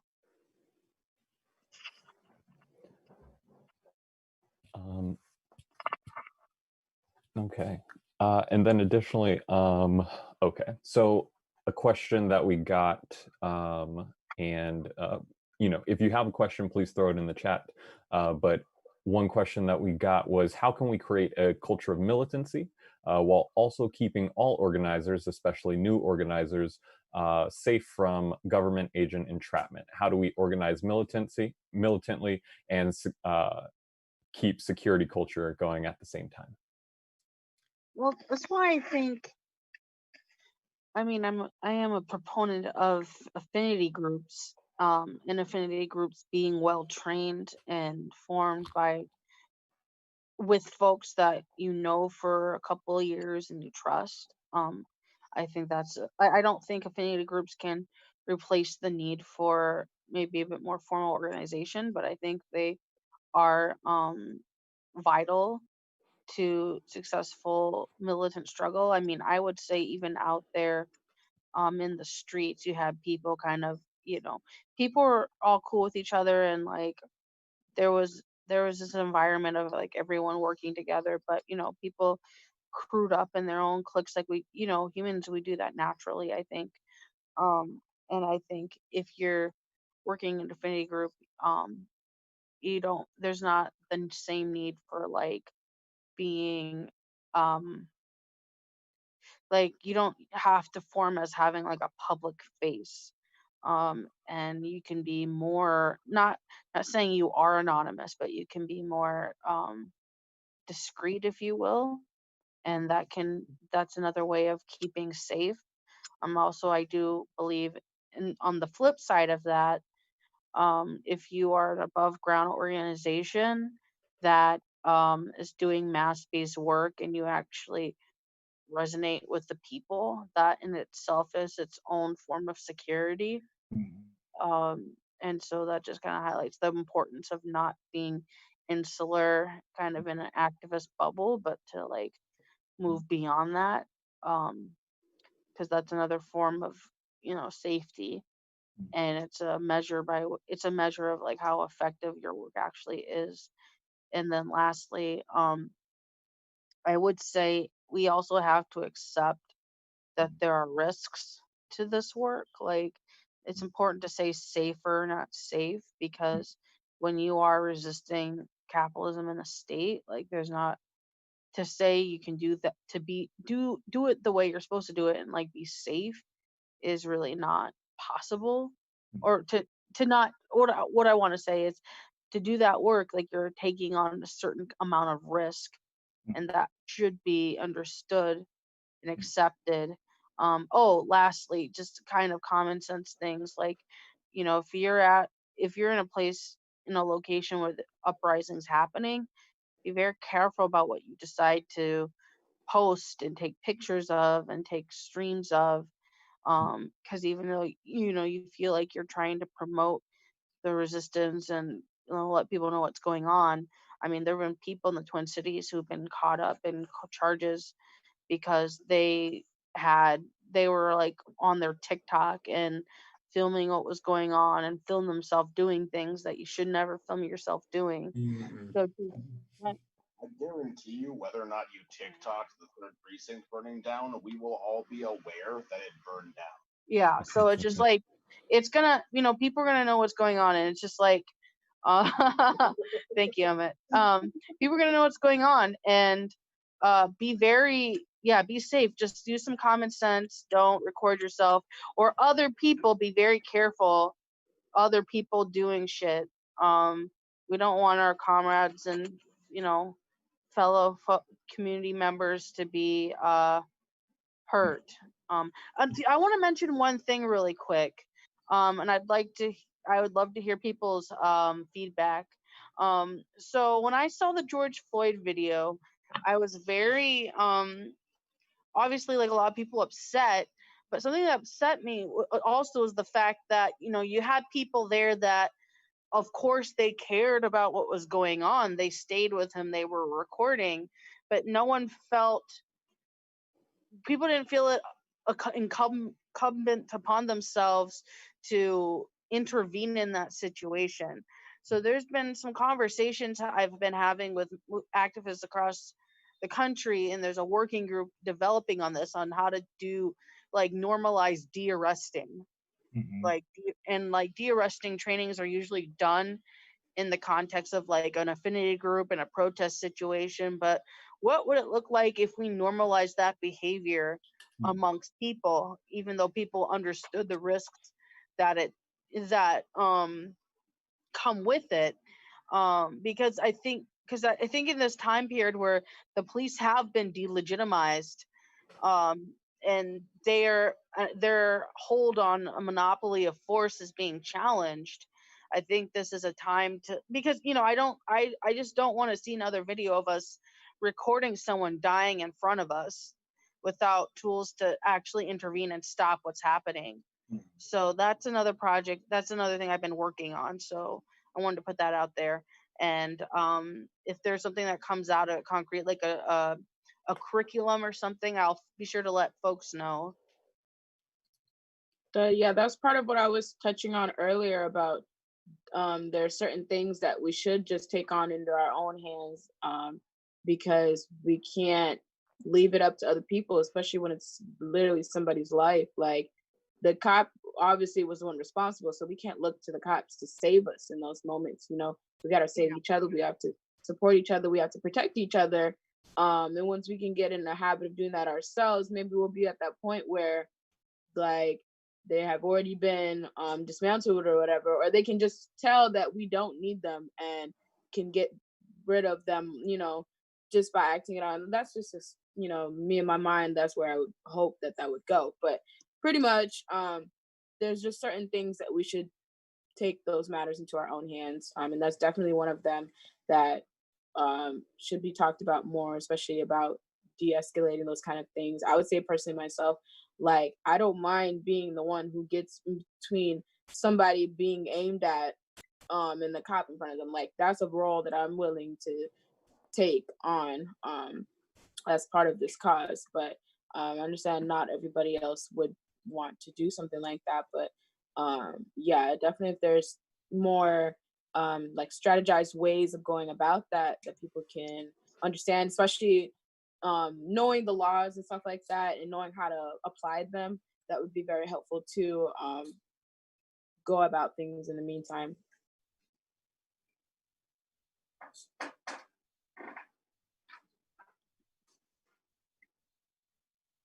Oh, someone is saying something about Black Panthers used to carry arms as part of community patrols. I mean, I don't know what all states are open carry, but I know that since I've been here, that's definitely something that I would be interested in moving forward with, because I am of age and I qualify, so I am going to take advantage of that, and I definitely think there'd be more people who would be interested as well, but might not know all the information about that. So you know, I would just have to do the research on that to get that out to other people. But I have contact with somebody who knows Black, like is a Black person who has a range or something, like he's a trainer or something like that.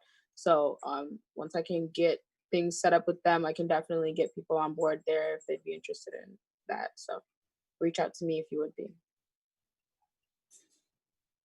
I think the intervention point that y'all have been talking about is a crucial one, and there's been one video in particular that's been circulating real hard right now, and that's the one of Remy Ma. I don't know if y'all seen that one.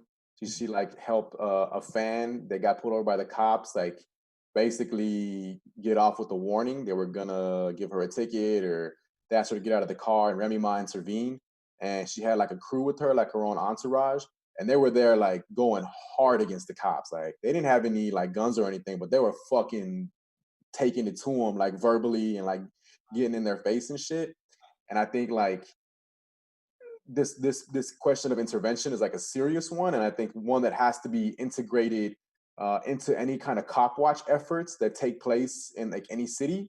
Really, like, we have to start moving towards intervention in cop watches. It can't just be record and posting videos online or whatever. Like, we got to move to intervention, and that means like door knocking. That means like getting to know people. That means getting established somewhere, you know, and figuring out ways to do this kind of intervention that Remy Ma did, like, that went viral.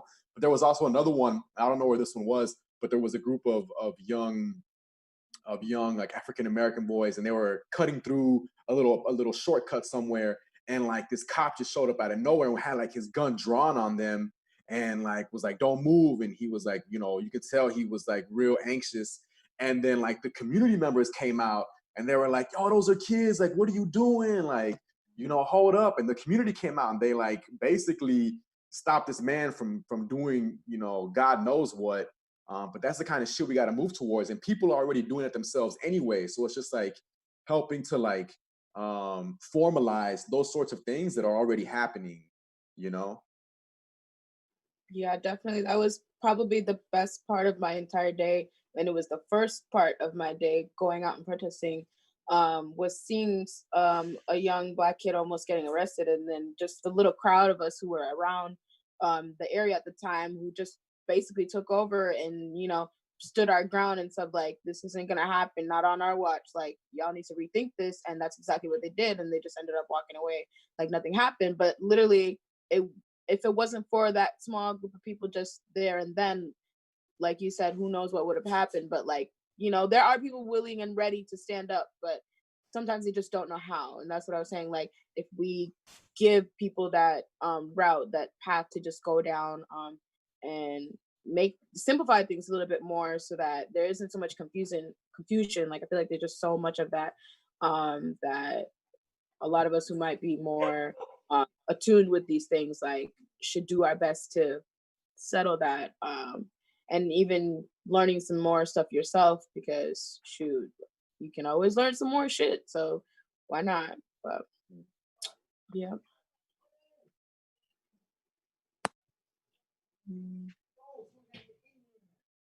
Someone's asking how we can, as a community, come together to discuss what a public safety program would look like, structural roles, etc. I think it just going door knocking and having a general meeting.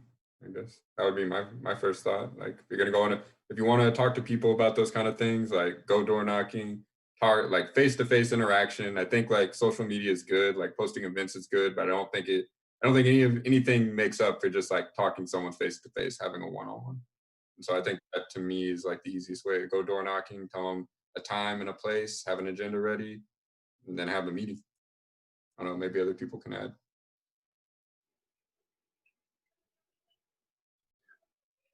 I was thinking for, like, better organization, maybe breaking these sort of things down more to, like, cities, towns, counties, however people want to go about it, just so that there's less people to, like, count for, but that you can get a better idea of where everybody is at, especially because if whatever it is you're discussing affects just your area, that might make things a bit easier to move about on that sense. I mean, this is just an idea, but I mean, it won't apply to everything, obviously, because there's a lot of things that are more broad and apply across the board for more than just one person or place. But that was just an idea that I had for just easier organization purposes, that sort of thing. I don't know how you guys feel about that.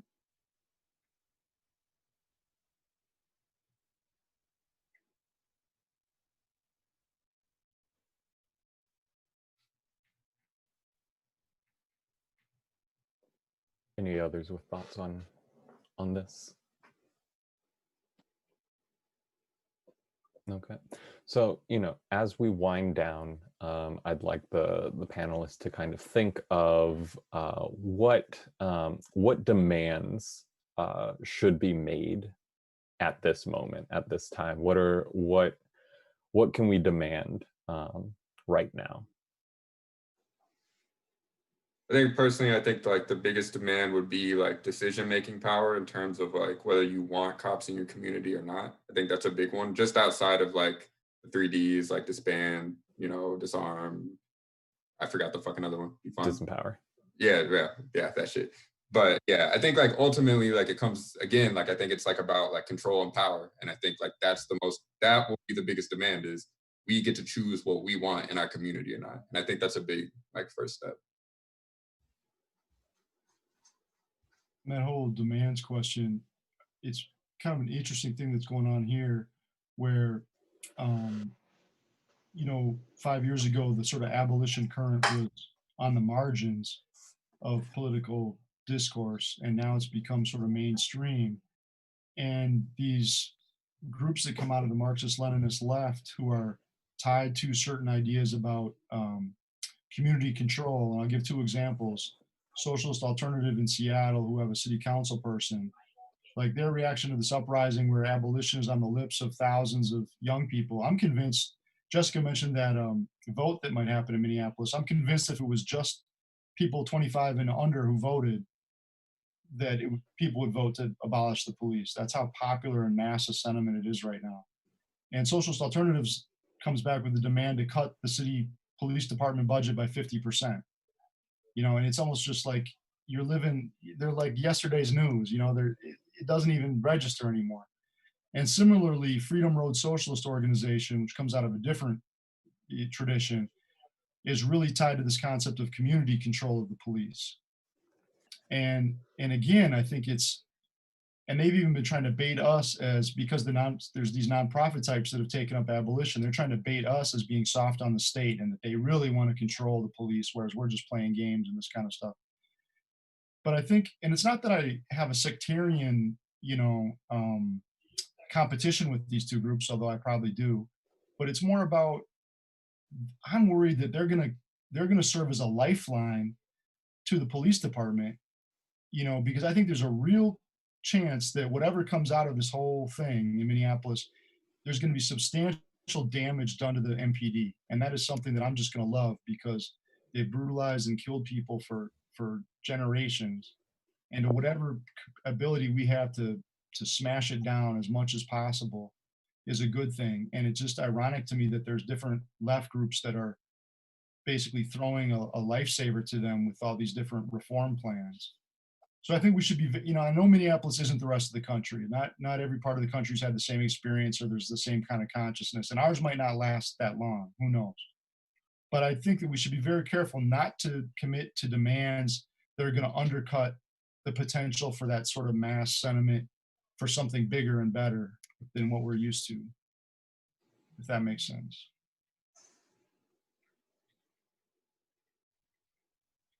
Yeah, I think you have defund kind of nationally being called for, but going kind of you're off of what you're saying, that we have to make sure that's not watered down into, just taking away part of a budget. That it is, if we're gonna call for the defund, it is part of abolition. It's part of that disarm. It's part of that disband, and like it's part of kind of also this conversation we need to have where demands are made where we're rethinking even what it means to have crime. Mm-hmm. And because crime is this kind of social construct that we've all kind of been retold over and over and over again, and we always go to this like, what about the rapists or the murderers or whatever, and that this creates security, but it doesn't. It creates harm in communities. So having conversations where we're rethinking what crime is and having defund not just be cycled money to different institutions that are already existing in the state that will just work with white supremacy and capitalism to continue oppression, calling for like the abolition of capital and demilitarizing police and having them completely absent from our communities. And kind of like what Max was saying, very immediate goal is like, a community needs to be able to have like this cop watch response where you don't want to have a community in there. I mean, a police in there, then you don't have police in there. But making sure like demands are not watered down. And if we're going to call for defund, it's calling to defund, disarm, just abolish, and not only just abolish police, but like the very next step in the conversation is abolish prisons. Mm-hmm. I guess if what we're talking about is kind of considering the bigger picture, in the smaller things in the moment, for myself personally, and I'm sure plenty of others with the election right around the corner, I think we should abolish the Electoral College. I feel like that's something that like halts a lot of what our opinions are, what things that we even try to vote for, who we try to vote for, especially when it comes to like who sits in the Oval Office.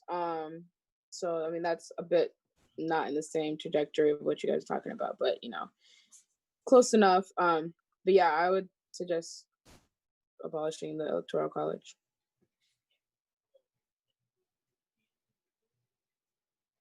I think some of the concerns I have around demands have been touched on, and I think something else that I hear locally of how defund gets talked about is okay. So first, our efforts are, it kind of has a stagist approach to it, like it's like a step-by-step sort of thing. First, we defund, then then maybe later on, like a decade or whatever it is later, then maybe we abolish. Okay, it has these like distinct sort of it has a distinct sort of progression to it. And I think that's sort of like the liberal co-optation that's kind of happening by the Democratic Party and others that are now sort of having to take serious this call because right now the bar that's been set by the movement is abolished. Like that's the bar right there. Anything else is under that shit. I don't think we can go under it. We got to meet that, and try to push that and continue to push it. Right. And so locally, that's how conversations are happening. First, we defund, and it's like, okay, you're going to defund, but where's that money going to? Is it going to the most expensive healthcare system in the world that's broken, that's controlled by private insurance? Like, what are you putting the money towards? Like, I don't think it's as easy as saying we're just going to like fund social programs, because these social programs, like healthcare or whatever, right? They're institutions that produce and reproduce capitalism. And so when we're saying we're just going to throw money at something, right? What is it that we're throwing money at? Like the healthcare system here is a money pit. No amount of money is going to solve that shit, right? And so I think that's part of the contradiction we're facing right now. We have to throw some kind of demand out there, but we have to be more precise about what that demand is, while at the same time not just being caught up in throwing out demands, but building alternative power ourselves, through independent political institutions, whether it be the tenant union, whether it be something else people want to do, but we have to be kind of thinking about both. And right now, they're not necessarily gelling together, I don't think, right? Yeah. And so that's kind of the thing, the moment or situation that we're finding ourselves in. Yeah, just to kind of add on that, and this probably isn't anything new, but I think like all of these demands presuppose like that we have like an organization that can actually challenge like this, to me at least, like even if we got these demands and we didn't have that organization, well, they can just get rolled back later. Like that, to me, that's the most important thing, is like we need to have control, and like we need to be like honest about like, no, we're not here to get reforms. No, we're not here to ask nicely. Like, we're not here to get some piece of shit elected and then they make the changes. Like, no, we're making them ourselves. And I think like that's what we need to strive for, is a position where we're not asking, we're not requesting, but we're telling, and it actually gets done. And we have something that can back that up. To me, that's the biggest thing. Also, like, why it's really needed that you have like this power from the actual people themselves, not only just to be able to actually push back against that, like that's the state, and because the state will find a way to repress you, and so yeah, they can roll back, they can bring back police, and or they can abolish the police and bring them back in a different form. And like a lot of times I see locally happening and nationally, like a conversation of, we'll bring social workers in, and like that in and of itself has its root in the state and in like racial and white supremacy and patriarchal struggles. So it has to be the people, and so we have to be building power in our communities.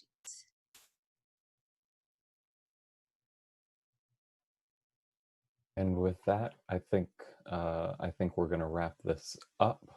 One thing that I think is important to kind of remember is that this is really just the beginning. All of this started only a month ago.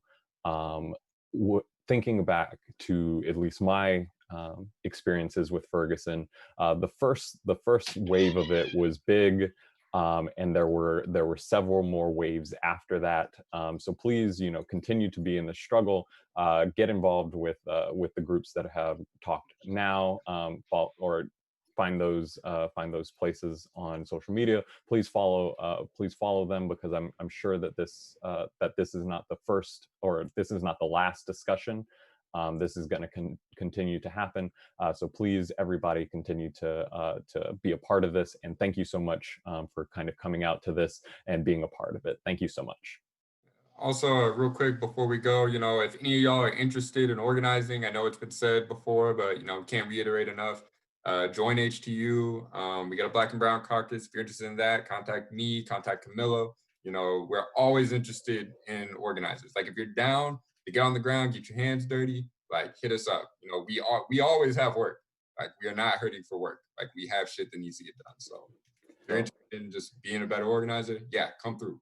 No, and thank you so much to everyone who participated, all of the speakers. Thank you so much for participating. Thank you so much. And happy Pride Month. Happy Pride. Yeah, happy Pride. Thanks a lot. It was a great meeting. Yeah, and thanks Thank to y'all for organizing this. Appreciate it. It's good conversation. Definitely.